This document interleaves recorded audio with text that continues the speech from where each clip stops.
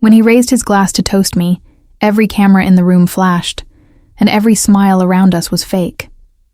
My husband, the man I had built an empire beside, leaned into the microphone and said the words that would gut me in front of 500 guests. I didn't cry. I didn't beg. I just smiled, because I knew something he didn't. For 12 years, I had been his silent architect. The one who wrote the speeches he took credit for, managed the deals he bragged about, and charmed the investors he couldn't stand. I'd turned his father's fading hotel business into a luxury brand whispered about in the same breath as the Ritz. And on our 12th anniversary, at the gala I'd organized down to the crystal napkin rings, he decided to humiliate me, he joked, about how marrying for brains was more profitable than marrying for beauty. The crowd laughed. Champagne flutes clinked. My heart didn't. I watched him bask in their laughter, that smug curl at the edge of his mouth. That was the moment I knew our marriage was over, and his reign was numbered.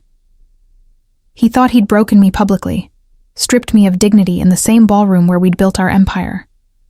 But the thing about humiliation, it's fuel when you know where to aim the fire. Because while he mocked me under the chandeliers, I was already remembering a certain document locked away in my desk, the one with both our signatures, the one that made him very, very vulnerable. And that's when I knew. I wasn't going to survive this. I was going to win. I used to believe success was a shared dream, that two people could build something extraordinary together if they simply worked hard enough and loved each other deeply enough. I was 24 when I met Julian Ward at a charity gala in Manhattan, back when my dress was borrowed and my ambition wasn't. He was charming in that expensive kind of way, the sort of man who wore confidence like cologne and made sure everyone could smell it. At the time, he was the heir to a struggling luxury hotel chain. The Wards had money, but it was old and crumbling at the edges, like one of their own properties, all marble facades with cracks behind the columns. I was a hospitality consultant fresh out of grad school, hungry to make a name, unafraid of risk, and foolishly flattered by his attention. Julian wasn't just handsome. He was magnetic, all vision and verbiage. He spoke of legacy, innovation, and turning his family's failing empire into a modern sanctuary for the elite.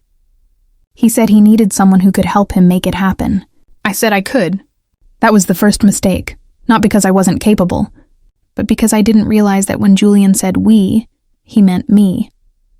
For 12 years, I worked behind the scenes while he basked under the spotlight.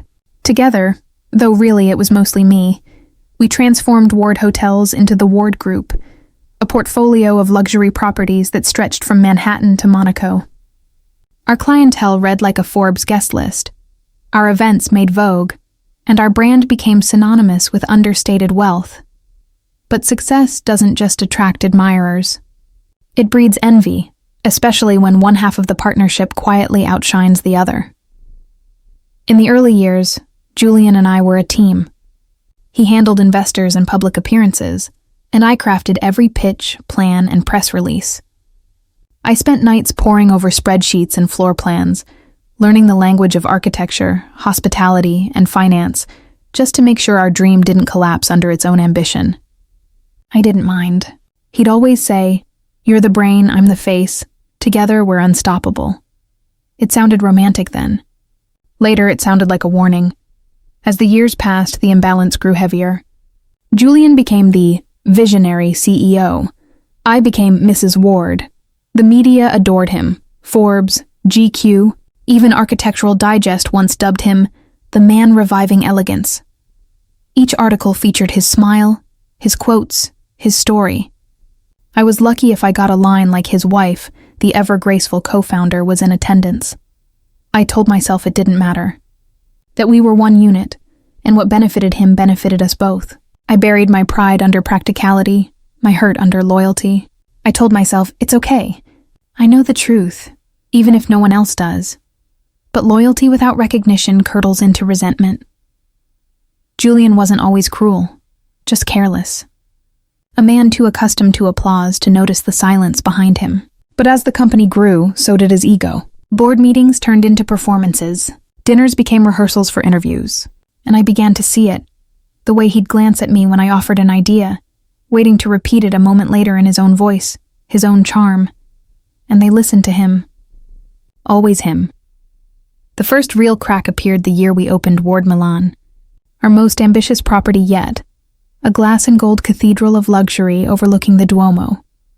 I'd fought for that design, for the sustainability angle that drew international acclaim. But at the launch, Julian toasted our brilliant design team and his inspiration without once mentioning me. I smiled for the cameras. I always did, but something inside me began to shift. It wasn't anger, not yet, just a quiet awareness, a subtle rearranging of where my loyalty should lie. Our marriage followed the same arc as our business, dazzling from the outside, hollow in the middle. Julian started treating me more like a brand accessory than a partner. His compliments were strategic, his affection performative. I noticed how his assistant lingered too long near him, how late his business dinners ran. When I asked, he'd laugh, that soft, patronizing chuckle that made me feel like a paranoid fool. "You work too hard," he'd say, pouring another glass of wine. "Relax. Enjoy the fruits of our labor." But how could I relax when everything, our empire, our reputation, our wealth, was built on a foundation of my unseen labor? Despite it all, I stayed, partly because I loved the empire we'd built, partly because I believed I could fix it, mostly because I was too proud to walk away empty-handed. Then came the anniversary gala, our 12th year, a grand, glittering event held at our Manhattan flagship Ward Imperial. It was supposed to celebrate not just our marriage, but the opening of our new international branch in Dubai. Every A-lister, investor, and industry titan was there. I'd spent weeks orchestrating the event, the decor, the menu, the press coverage. It was perfect, until it wasn't. Julian's speech was meant to honor our shared success. Instead, it became a carefully crafted insult, wrapped in charm and laughter. He joked about how I was the best investment he ever made, how behind every great man is a woman who handles the calendar and the chaos. He even hinted, joked, as he called it, about me focusing on charity events now that the hard work is done. The room laughed. They thought it was banter. I knew better. He wasn't just mocking me. He was publicly diminishing me, redefining me as an accessory to his empire, not the architect. I sat there, my smile fixed, my hand on the champagne stem trembling only slightly. I remember catching my reflection in the crystal vase beside me, composed, elegant, unreadable. Inside, I was burning, but I didn't confront him. Not that night. Because I had learned something over the years, that anger is loud, but revenge whispers. And I wasn't about to waste my voice. That night, while he drank and laughed, I replayed every detail of our empire in my mind. Every document, every share agreement, every clause. I remembered how meticulous I'd been when drafting the founding charter of the Ward Group, and that's when I realized, somewhere, buried beneath the pile of his arrogance, was my power. It was the moment before the storm, calm, poised, and deceptively quiet. And though Julian didn't know it yet, the woman he humiliated at that gala wasn't going to disappear. She was about to rise, and this time, she wasn't bringing him with her. It wasn't just the gala. The humiliation that night was only the curtain raiser. Julian's real betrayal came afterward, when the cameras stopped flashing and the makeup of civility melted away. The morning after the event, I woke up in the penthouse suite of the Ward Imperial to find that my husband wasn't beside me. His tuxedo jacket was draped over a chair, but the man himself was gone. There was a text on my phone. "Didn't want to wake you. Early meeting with investors. You were incredible last night. Everyone loved you." That winking emoji, God, I can still see it. The digital equivalent of a pat on the head. I got dressed slowly, the hangover not from champagne but from humiliation. I replayed every moment of the night before, his smirk, the laughter, the way my name became a punchline. Then the sound of polite applause after his joke. It was all so precise, so intentional. Julian didn't stumble into that speech. He crafted it. And if I knew anything about Julian, it was that nothing he did in public was ever unplanned. When I arrived at our office later that morning, The first thing I noticed was that my nameplate, Evelyn Ward, co-founder and COO, was missing from the door. In its place was a sleek new one that read, Julian Ward, Chief Executive Officer. Just that. No co-founder, no Ward Group, just him. My office, had been repurposed into an executive lounge. My desk was gone. My assistant Claire looked like she wanted to vanish into the floor. Julian told us you'd be moving into an advisory role, she whispered, eyes darting to the hallway. He said it was your idea. I felt the blood drain from my face. An advisory role. My idea. He'd planned this. The gala wasn't just an insult, it was a transition. He'd stripped me of authority while I was too busy orchestrating the perfect night to notice the knife sliding between my ribs. I walked straight into his office. Our office. Once. And found him laughing with 2 board members, both men who'd once begged me for contracts. When he saw me, he grinned that charming, polished grin, the one that could sell frost to the Arctic. Eve, he said smoothly, standing to greet me like I was a distant relative who'd dropped by unannounced. You were supposed to take the week off. You've earned it. I didn't agree to step back, I said, my voice steady, though my pulse thundered in my ears. He tilted his head, faux concern softening his tone. Come on, darling. You've been saying for months that you're exhausted. We both know you've done the heavy lifting. Let me take it from here. You deserve some rest. The board members exchanged polite smiles, pretending not to notice the tension slicing through the air.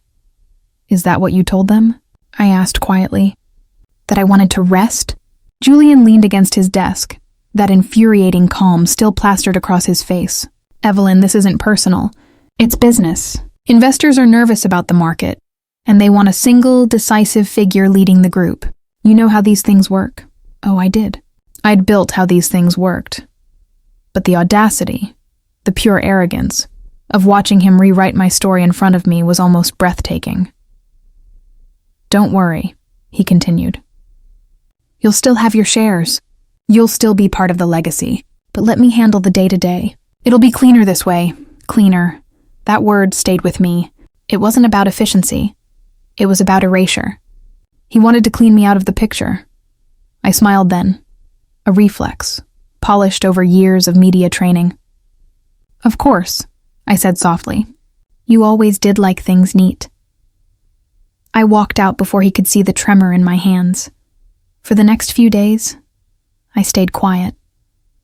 That's what Julian expected, the dutiful, elegant wife retreating gracefully. He didn't know that silence, in my case, was the sound of calculation. But before the revenge, there was pain. And it hit hard. I spent that weekend alone in our townhouse, the one I had designed, from the marble staircase to the skylight in the atrium. Every inch of that place was filled with memories of our rise. The late nights drafting proposals, the champagne toasts after every successful deal, the rare, genuine laughter that used to bind us together. And now, it felt haunted. That night, I opened a bottle of red and scrolled through the press coverage from the gala. The headlines made me sick. Julian Ward's triumphant anniversary speech marks a new era for Ward Group. The visionary CEO, who's redefining luxury hospitality. Mrs. Ward stuns in gold gown as her husband announces expansion plans. Mrs. Ward, no first name. No mention of the woman who negotiated every expansion deal, sourced every architect, and wrote every plan. Just the accessory to his greatness. I didn't cry. I'd done that too many times before, quietly, when no one was watching.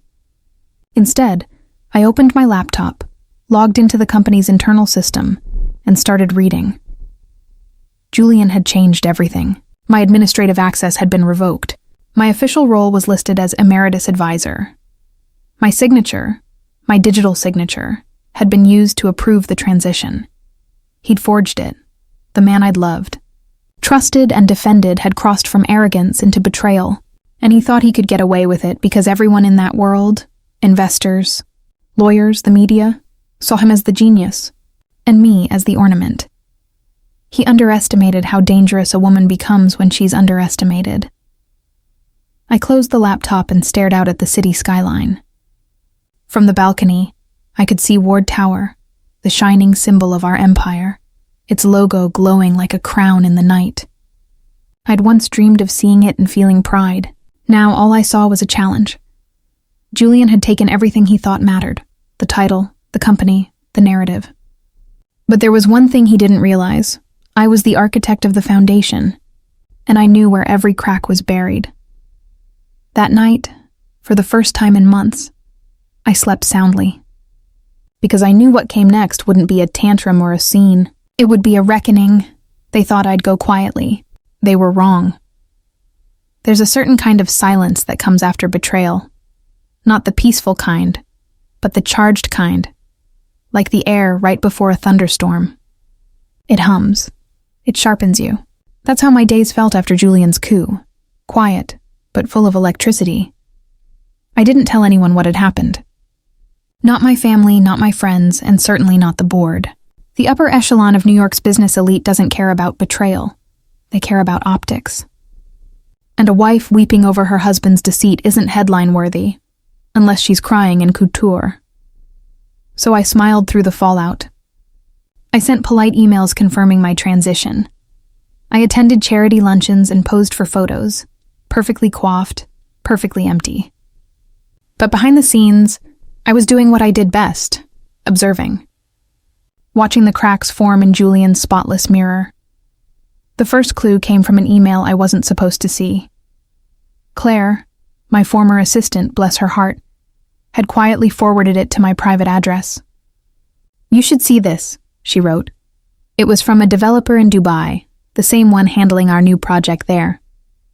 The tone was diplomatic but uneasy. They were concerned about certain payment delays and contractual discrepancies. Attached was a spreadsheet of unpaid invoices, missing approvals, and a list of recent transfers authorized by Julian himself. The amounts were wrong, grossly inflated. Julian was moving money, quietly, strategically, and possibly illegally. Now I wasn't naive. Business empires often had shadows, and sometimes Julian and I had danced in the gray. But this was different. This was deliberate manipulation of corporate funds that tied directly to both our names. If it went public, I'd be implicated right alongside him. And that's when I remembered the document.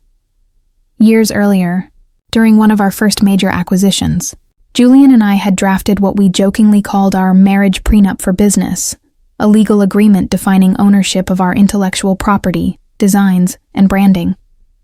It was meant to protect us from outside investors trying to claim creative rights, but buried within that contract was a clause, one that Julian had insisted on adding himself, back when he still trusted me completely. It stated that in the event of misconduct or illegal activity by one founder, the other party had full right to assume controlling interest until the issue was resolved. He'd never thought it would apply to him. I could still see us sitting at the mahogany table, signing the papers with a glass of wine in hand. He'd said, half laughing, "You'd never turn this on me, right?" And I'd replied, "Not unless you deserve it." He'd kissed me then. How poetic. I went digging through my archives, every drive and email, until I found the original signed copy. Both our signatures, mine, neat and precise, his arrogant and sprawling. My heart thudded like a war drum as I scanned the clause again. It was airtight. I'd written it myself. And suddenly, I knew. The man who'd tried to erase me had left the very weapon of his downfall in my hands. But the discovery didn't stop there. Oh no. Once I began looking, the threads started to unravel fast. I called in a favor from an old friend, a corporate attorney named Madison Liu, who owed me for introducing her to a major client years ago. I didn't give her details, just told her I suspected irregularities and needed quiet verification. Madison worked like a surgeon, discreet and deadly.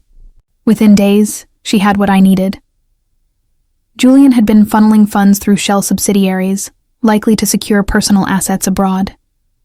Several luxury properties in his name were being purchased under Ward Group expense accounts. The same accounts I used to manage. He was laundering company money through the empire I built. I remember sitting at my desk, my home desk now, since I no longer had one at the office, with the file open before me. The skyline glowed beyond the window, Manhattan's towers glittering like the trophies of men who'd all probably done the same thing in cleaner suits. I should have felt rage. I didn't. What I felt was focus, cold, razor-edged clarity. Julian's downfall wasn't just about revenge anymore. It was about survival, because if he went down for financial misconduct, I'd go with him. My name was on every document, every transfer, every dotted line. Unless I controlled the narrative first, I'd be collateral damage in his empire's collapse. That was the night I stopped being Evelyn Ward, the humiliated wife. That was the night I became Evelyn Ward, the strategist again. I went through every contract, every clause, every merger deal we'd ever signed. It was like reading a love letter to my own foresight. My fingerprints were everywhere. Julian might have been the public face, but I was the bones and blood of the machine. Without me, Ward Group couldn't breathe. And that's when I found the real gem, a digital trail he'd forgotten.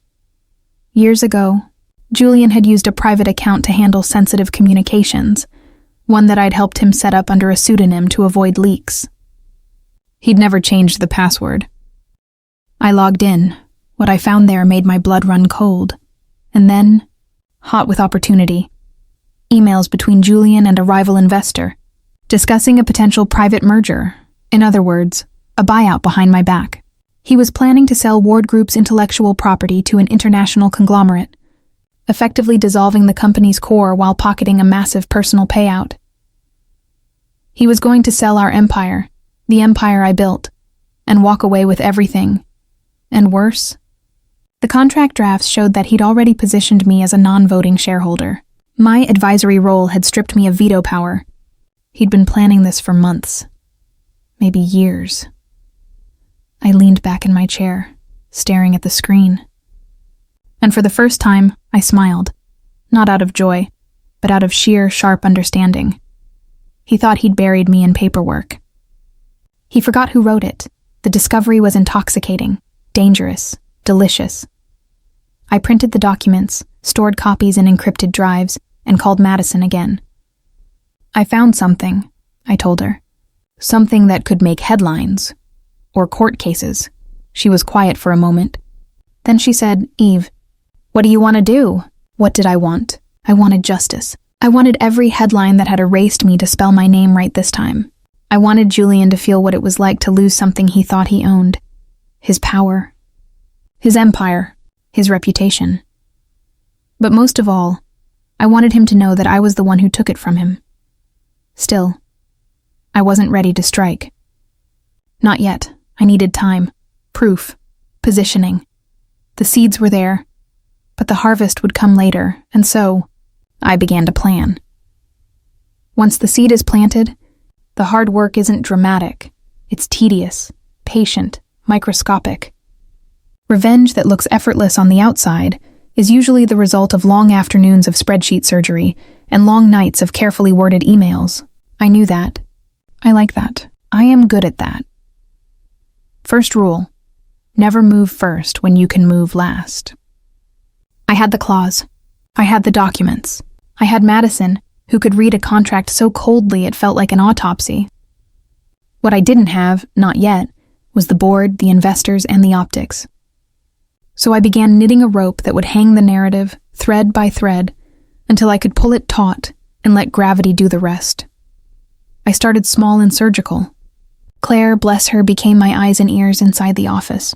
She was careful, discreet, and resentful in all the right ways. In the weeks after the gala, she'd watched Julian act like a man with a new toy. She'd also watched ledger entries that didn't add up. Her loyalty was quietly fierce. Not to me personally, but to the company's original mission. I told her what I could. Keep doing what you do. Log everything. If something odd happens, don't delete it. Save it. She blinked, then nodded. That was all I needed. Next, Madison began assembling the legal frame. She didn't make threats. She built options. If Julian had been clever enough to launder funds, he had been sloppy enough to leave footprints. Madison dug into foreign transfers, shell entities, board minutes, and shareholder agreements. She and I mapped out 3 paths: negotiation, quiet takeover, litigation, public, messy, controlled, and leverage. Use the financial irregularities to force a settlement on my terms. Always hedge. always have an exit that looks like a victory to outsiders. While lawyers worked in the daylight, I worked on the perception. Julian's power was as much social as it was financial. He needed applause to be real. So I began to seed doubt softly, nothing that looked like sabotage, but enough that whispers would do the initial erosion. At cocktail parties and charity events I attended to be seen, I asked carefully scripted questions. Have you noticed any new vendors on the Ward accounts? Wasn't there a suspicious transfer to Ward Dubai last quarter? People are professional gossips. They are also investors who hate unpredictability. That tiny drip of doubt moved the room the way termites move wood. Unseen at first, then suddenly structural. I also reactivated relationships. The Ward group had survived because people liked working with me. I called architects, PR consultants, ex-clients, even a disgruntled former CFO who'd once left because he didn't like the direction the company was taking. I wasn't begging for support. I was reminding people why the company had value beyond Julian's smile. One by one, discreet conversations turned into quiet commitments. Legal favors, testimony, forensic accounting hours. Loyalty, when asked for directly and without spectacle, is surprisingly cheap. Technology was my silent partner. Julian had overlooked that his online footprint could be weaponized. I reclaimed access to dormant accounts in the company's name, invoked passwords I knew from years of shared routines, and, when necessary, used Madison's firm to petition for emergency access on the basis of corporate risk. We set up parallel servers to store incriminating documents, mirrored financial statements, and compiled a timeline of transfers that would make a forensics team salivate. Everything was time-stamped, archived, and redundantly safe. But I wasn't purely cold and clinical. There is art in humiliation, and I wanted his fall to be exquisite.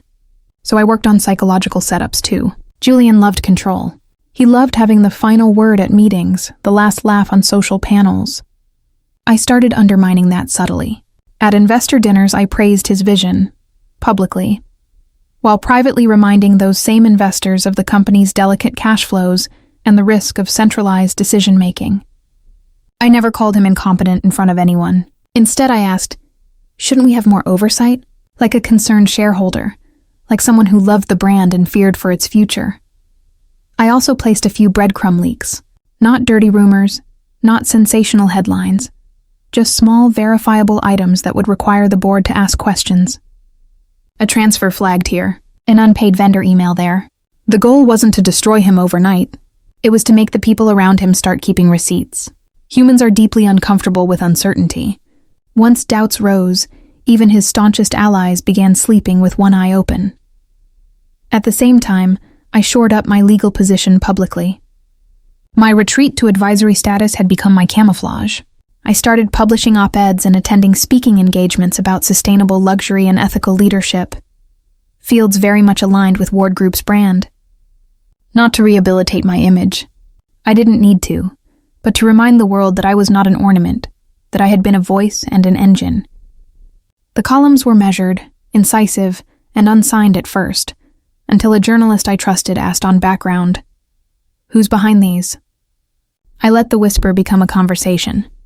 When questions started appearing in the trade press, about governance, about transparency, the board had to respond. And then there was the final practical piece, the clause. It sat like a loaded letter in my drawer. I had to maneuver the company into a legal posture where invoking it would be not only possible but unavoidable. Madison advised patience. "If we strike too early, they'll bury this in countersuits," she warned. "If we wait too long, he'll move the assets further out of reach." So we chose timing over haste, certainty over theatrics. Preparation meant rehearsal. Claire and I practiced emergency responses. What the board would say, what Julian might deny, which journalists could be trusted to preserve nuance, and which would devour spectacle. We had contingency legal orders ready to freeze accounts if needed. We had PR scripts that sounded conciliatory but controlled. "Evelyn Ward is acting in the company's best interest," one prepared statement read. Calm authority wrapped in moral high ground. Very useful when you're about to pull the rug from under someone. Most of all, our setup relied on patience and precision. I wanted his fall to feel inevitable, not vindictive. I wanted the world to look at the facts and draw the obvious conclusion. That's the difference between revenge that looks petty and revenge that looks like justice. I spent nights folding each plan into the next, mapping outcomes like a chess player who'd already seen 5 moves ahead. I felt alive in this meticulousness. There's an almost sweet pleasure in turning humiliation into a methodical machine. I'd taken the raw energy of outrage and engineered it into something practical, enforceable, and frankly, beautiful.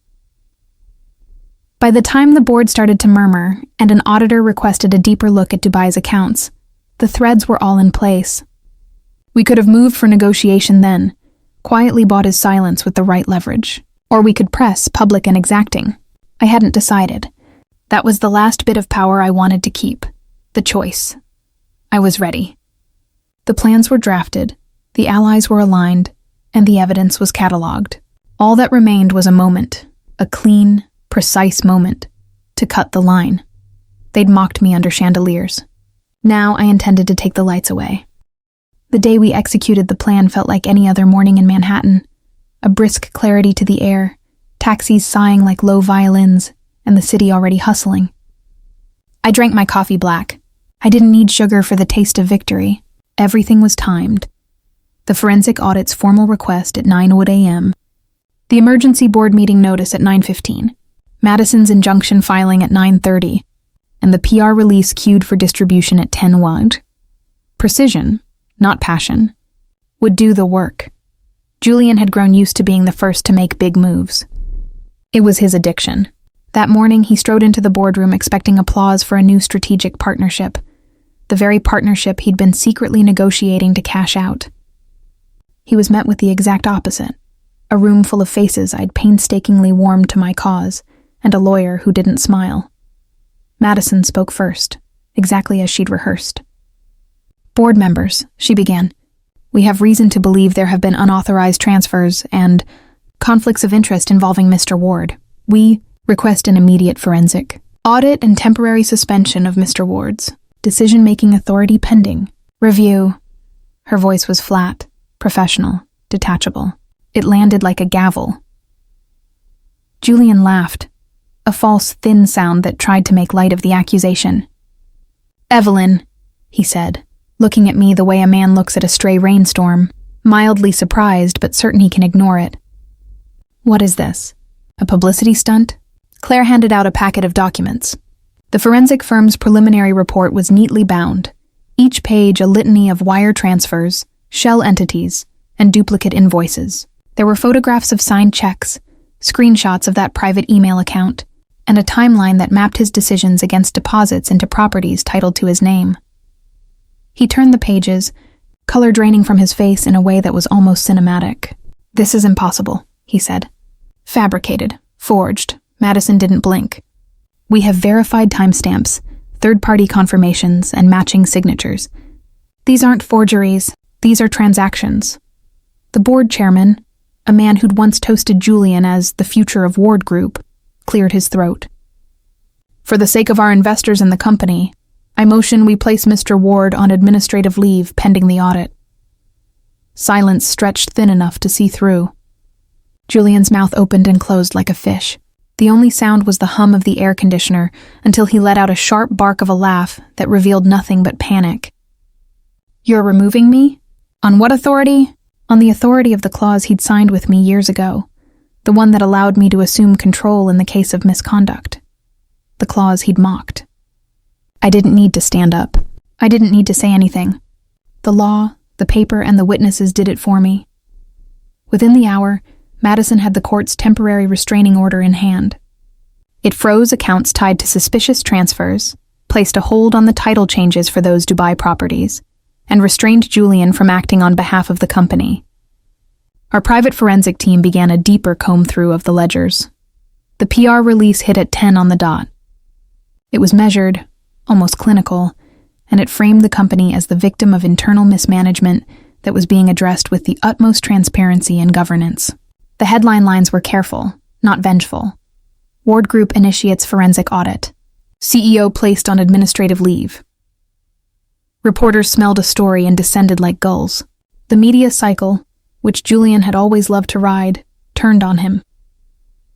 Julian's phone started to vibrate like a trapped insect. He lunged for it, red-faced, spewing denials into a wilderness of voicemail boxes. His PR team, the same people who used to spin his half-truths into gold, were suddenly mute, hedging like frightened stockbrokers. Investors called, lawyers called, a few old friends called with carefully neutral tones. The social ecosystem that had sustained his persona folded away like a stage curtain. I watched him, and for a sliver of a second, I felt pity. It passed.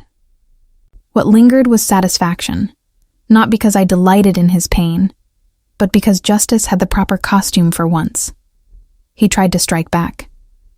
That afternoon, his counsel filed an emergency motion alleging defamation and wrongful seizure of power. The filings were dramatic, boasting about business sabotage and malicious intent. They paraded our private life like a tabloid would parade a fallen actor. His lawyers crafted narratives, Eve, the jilted wife, and pitched them to friendly outlets. But his counter was all shadow and no substance.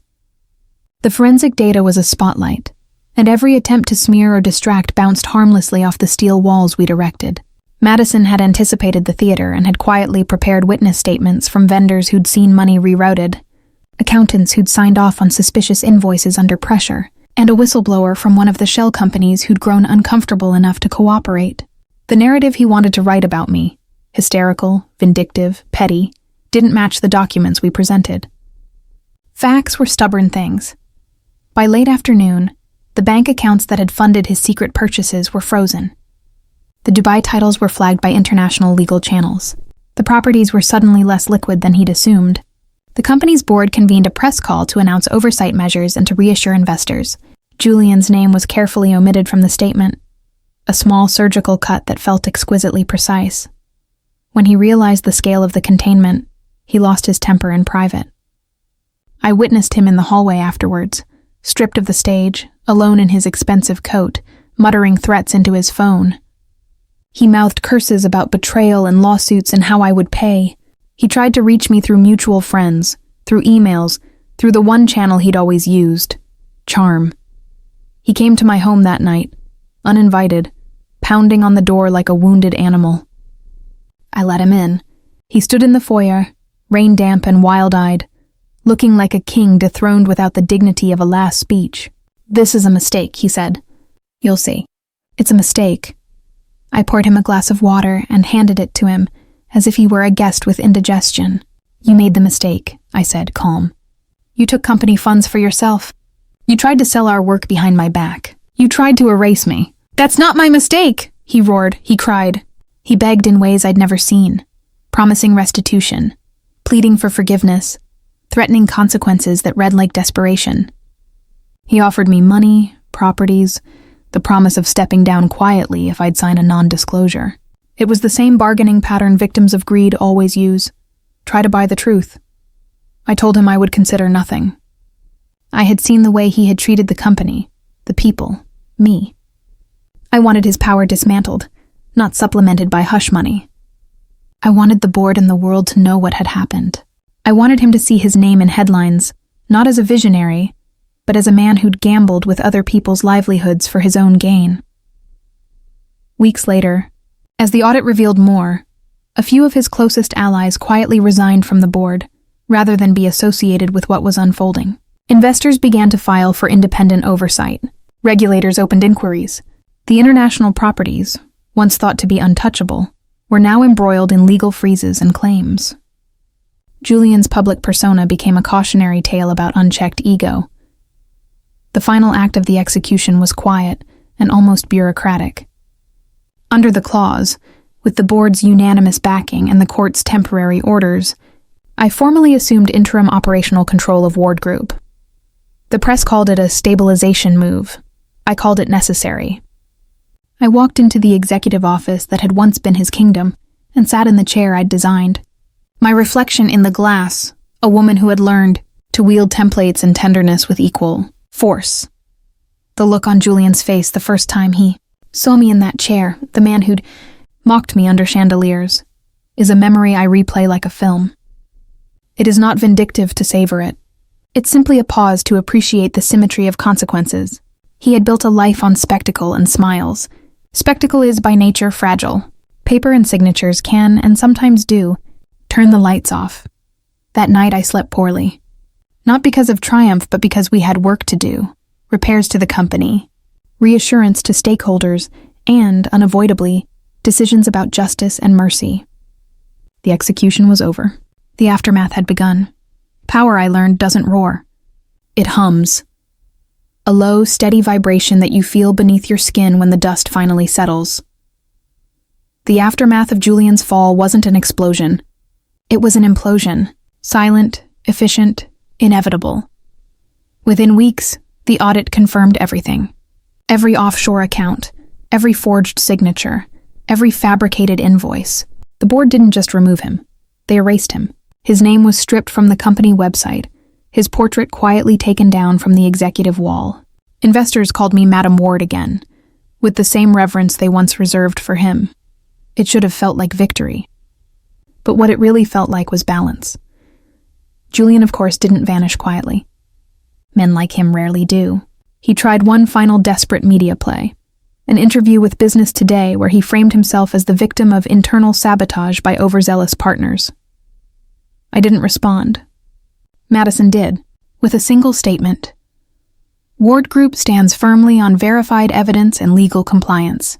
The company's leadership transition was executed to protect the interests of our shareholders and our employees. We will not engage in theatrics. The press, bored of his denial, moved on within a week.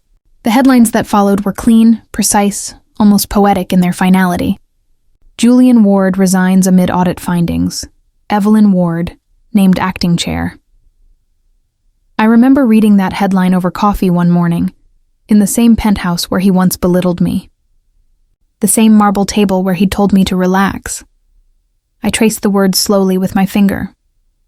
Evelyn Ward, named acting chair. That's when it hit me. Not joy, but justice. In the months that followed, I rebuilt. I restructured the board. Promoted people who'd been overshadowed. I launched new sustainability projects, expanding the company's reach into wellness and green luxury, the kind of vision I'd once begged Julian to adopt. Investors loved it. Clients loved it. The Ward Group's reputation recovered faster than anyone predicted. It was poetic. Really. The empire he'd nearly destroyed became stronger under the leadership of the woman he'd tried to erase. As for Julian, last I heard, he sold his Manhattan townhouse and moved somewhere coastal, Florida. I think the kind of place where faded moguls go to nurse grudges and bad tans. He still owns a few personal assets, but his name in our circles carries a stain that even time can't polish away. He did send me one last email, months after the dust had settled. The subject line was simply, "You won." The message read, "I hope it was worth it. You've always been better at the long game. I underestimated that. I underestimated you," I didn't reply. Some victories don't need acknowledgement. They just need silence. People often ask me how I stayed so calm through it all.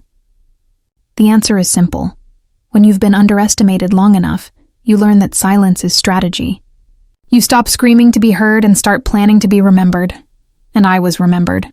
Not as Mrs. Ward, not as the advisory wife, but as Evelyn, the strategist, the founder, the force behind the empire. I still attend the annual Gala, though it's a different kind now, a charity fundraiser for women entrepreneurs. It's held at the Ward Imperial, the very ballroom where Julian once humiliated me. I rebuilt that stage, literally and metaphorically. The chandeliers still sparkle, but this time, the laughter belongs to me. Sometimes, during those evenings, I'll stand near the balcony and look out over the sea of sequins and champagne flutes. I'll remember that night. The sting, the smile I forced, the humiliation that birthed my second act. And I'll think, that was the moment I stopped being a supporting character in someone else's story. People call what I did revenge. I call it correction, because I didn't destroy him out of malice.